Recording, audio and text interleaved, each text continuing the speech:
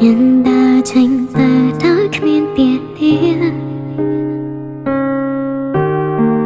មិនសល់ឲ្យខ្ញុំត្រឹមតែនេត្រា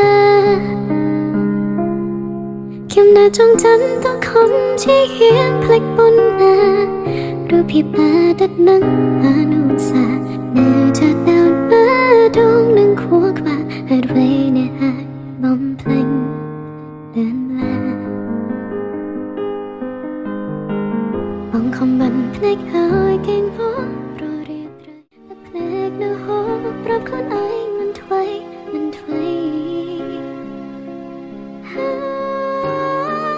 បន្តិចទៀតខ្ញុំនឹងជាសះស្បើ